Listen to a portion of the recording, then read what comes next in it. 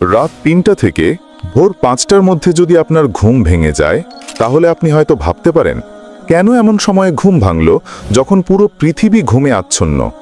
যদিও এর কারণ আপনার শরীরের অভ্যন্তরীণ ঘড়ি হতে পারে, তবে ইসলামে এই সময়টির গভীর আধ্যাত্মিক গুরুত্ব রয়েছে। এটি কেবল একটি কাকতালীয় ঘটনা নয়, আল্লাহ নিজেই হয়তো আপনাকে একটি বিশেষ উদ্দেশ্য সাধনের জন্য জাগিয়ে তুলেছেন। ফজরের ঠিক আগে রাতের শেষ অংশকে ইসলামে অত্যন্ত পবিত্র মনে করা হয়। এই সময়ে আল্লাহর রহমত প্রচুর পরিমাণে বর্ষিত হয়। এটি এমন একটি সময় যখন আল্লাহ তার বান্দার সবচেয়ে কাছে থাকেন। একটি হাদিসে বর্ণিত আছে, এই সময়ে আল্লাহ সর্বনিম্ন আসমানে নেমে আসেন এবং বলেন, এমন কেউ কি আছে যে আমাকে ডাকবে আর আমি তার ডাকে সাড়া দেব? এমন কেউ কি আছে যে আমার কাছে কিছু চাইবে আর আমি তাকে তা দেব? এমন কেউ কি আছে যে ক্ষমা চাইবে আর আমি তাকে ক্ষমা করে দেব? ভিডিও সামনের দিকে যাওয়ার আগে সবাই কমেন্টে কালিমার দাওয়াত দিয়ে যাবেন। কেউ তা পড়লে আপনার আমল নামায় নেকি লেখা হবে, সো তাড়াতাড়ি লিখে ফেলুন। আমাদের মধ্যে অনেকেই এই সময় ঘুম ভাঙাকে বিরক্তিকর মনে করি। আমরা এমন এক দুনিয়ায় বাস করি যেখানে সোশ্যাল মিডিয়ার বিভ্রান্তি এবং অন্তহীন কাজকর্মে জীবন ভরে গেছে। এমনকি ঘুমানোর সময়ও মন অস্থির থাকে। তাই যখন রাতে হঠাৎ ঘুম ভেঙে যায় তখন তা অসুবিধাজনক মনে হয়। কিন্তু আপনি কি কখনো ভেবে দেখেছেন, এই জাগরণ হয়তো আল্লাহর পক্ষ থেকে একটি বিশেষ বার্তা? হয়তো আল্লাহ আপনাকে তার কাছাকাছি আসার, তার রহমত ও ক্ষমা পাওয়ার একটি সুযোগ দিচ্ছেন। যদি আপনি নিজেকে এই পবিত্র সময়ে জেগে থাকতে দেখেন, তবে কি কখনো ভেবেছেন আপনার কি করা উচিত? আজকের আলোচনায় আমরা এমন 7টি শক্তিশালী কাজের কথা বলবো যা আপনি এই সময় করতে পারেন এবং যা আপনার জীবনকে বদলে দিতে পারে। যদি আপনি নিয়মিত এই অভ্যাসগুলো করেন, তাহলে আপনি আল্লাহর নৈকট্য লাভ করবেন, আপনার হৃদয়ে শান্তি পাবে এবং আপনার আত্মা প্রশান্তিতে ভরে উঠবে। প্রথম কাজ, তাহাজ্জুদের সালাত আদায় করা। যদি আপনার রাত 3টা থেকে ভোর 5টার মধ্যে ঘুম ভাঙে, তাহলে আপনার প্রথম কাজ হওয়া উচিত তাহাজ্জুদের সালাত আদায় করা। তাহাজ্জুদ কোনো সাধারণ ইবাদত নয়, ফরজ সালাতের পর এটি সর্বোচ্চ মর্যাদা রাখে। এটি আল্লাহর কাছে অত্যন্ত প্রিয়। আজকের বিশ্বে যেখানে আমরা অবিরাম চাপ ও বিভ্রান্তির মধ্যে বাস করি, সেখানে তাহাজ্জুদ হতে পারে আপনার মন আর আত্মাকে পুনরায় শান্তির পথে ফেরানোর এক অনন্য মাধ্যম।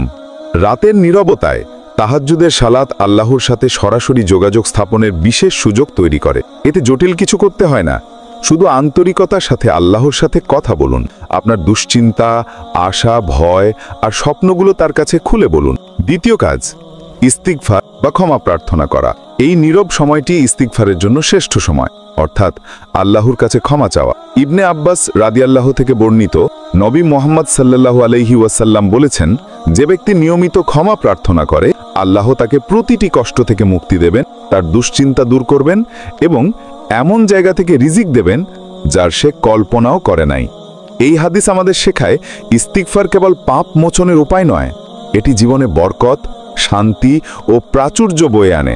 আজকের যুগে আমরা নানা গুনাহে ডুবে যাই, গীবত করি, সোশ্যাল মিডিয়ায় সময় নষ্ট করি। এই পাপগুলো আমাদের হৃদয়কে ভারী করে তোলে, কিন্তু আল্লাহ পরম দয়ালু ও ক্ষমাশীল। তাই ঘন ঘন ইস্তিগফার করা উচিত, বিশেষ করে রাতের এই সময়টিতে। এটি আপনার আত্মাকে হালকা করে, মনকে শান্ত করে এবং আল্লাহর সাথে গভীর বন্ধন তৈরি করে। তৃতীয় কাজ, দোয়া করা। রাতের শেষ অংশে দোয়া করার ফজিলত অপরিসীম। এই সময় আল্লাহ বান্দার সবচেয়ে কাছে থাকেন। নবী সাল্লাল্লাহু আলাইহি ওয়াসাল্লাম বলেছেন, আল্লাহ সর্বনিম্ন আসমানে নেমে এসে বলেন, কে আমাকে ডাকবে, আমি তার ডাকে সাড়া দেব। কে আমার কাছে কিছু চাইবে আর আমি তাকে তা দেব। কে ক্ষমা চাইবে আর আমি তাকে ক্ষমা করে দেব। আজকের ব্যস্ত জীবনে আমরা অনেক সময় দোয়া করতে ভুলে যাই, কিন্তু এই সময়টা হলো আল্লাহর সাথে ব্যক্তিগতভাবে কথা বলার সময়। দোয়া কেবল চাওয়ার বিষয় নয়, বরং এটি আল্লাহর সাথে একটি গভীর সম্পর্কের প্রকাশ। আপনার নিজের ভাষায় আন্তরিকতার সাথে যা মনে আছে তা বলুন। আল্লাহ শুনছেন আর তিনি সব সমস্যার সমাধানকারী। চতুর্থ কাজ, কোরআন তিলাওয়াত করা। ফজরের আগের এই শান্ত সময়টি কোরআনের সাথে সম্পর্ক গড়ে তোলার সবচেয়ে উপযুক্ত সময়। নীরব পরিবেশ আপনাকে মনোযোগী রাখে, আপনাকে আয়াতগুলোর গভীর অর্থ নিয়ে চিন্তা করতে সাহায্য করে। কোরআন কেবল তিলাওয়াতের বই নয়, এটি জীবন দর্শন, আল্লাহর নির্দেশনা। এই রাতের এই সময়টি ধীরে ধীরে তিলাওয়াত করার, বোঝার এবং তাদাব্বুর করার আদর্শ সময়। যে হৃদয় কোরআনের সাথে যুক্ত হয়, সে হৃদয় কখনো অন্ধকারে থাকে না। পঞ্চম কাজ, অন্যদের জন্য দোয়া করা। আবু দরদা থেকে বর্ণিত, নবী সাল্লাল্লাহু আলাইহি ওয়াসাল্লাম বলেছেন, যখন একজন মুসলিম তার ভাইয়ের অনুপস্থিতিতে তার জন্য দোয়া করে, তখন একজন ফেরেশতা বলেন, আর তোমার জন্যও তাই হোক। আজকে স্বার্থপর পৃথিবীতে আমরা প্রায় সময়ই নিজের দুঃখেই ডুবে থাকি, অন্যদের ভুলে যাই।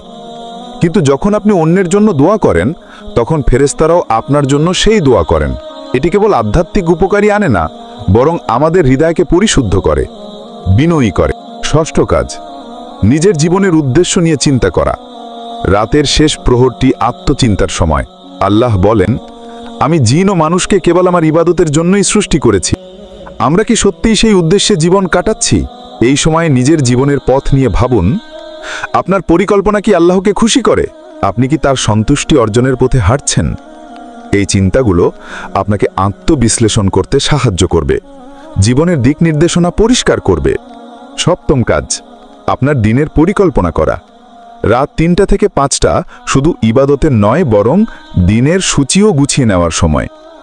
নবী সাল্লাল্লাহু আলাইহি ওয়াসাল্লাম বলেছেন, কাজের বিচার হয় নিয়তের উপর।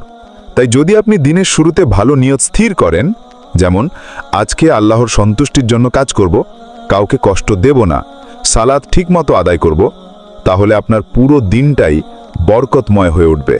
এই সময়ে পরিবেশ শান্ত থাকে, মন একাগ্র থাকে, যা পরিকল্পনা করার আদর্শ সময়। রাত ৩টা থেকে ভোর ৫টার মধ্যে ঘুম ভাঙা কোনো কাকতালীয় ঘটনা নয়, এটি একটি ঐশী আমন্ত্রণ, একটি সুযোগ আপনার স্রষ্টার কাছাকাছি যাওয়ার। বিশৃঙ্খল জীবনের মাঝেও এই সময়টি আমাদের আত্মাকে জাগিয়ে তোলে, আমাদের মনে করিয়ে দেয় আল্লাহ আমাদের ভালোবাসেন আর আমাদের ডাকছেন তার কাছে ফিরে আসতে। পরিশেষে একটি দোয়া, হে আল্লাহ, আমাদের এই বরকতময় সময়ে ইবাদত করার তৌফিক দান করুন। আমাদের তাহাজ্জুদ, ইস্তিগফার ও দোয়াগুলো কবুল করুন, আর আমাদের জীবনের প্রতিটি দিককে বরকতময় করে তুলুন। আমিন ইয়া রাব্বাল আলামিন।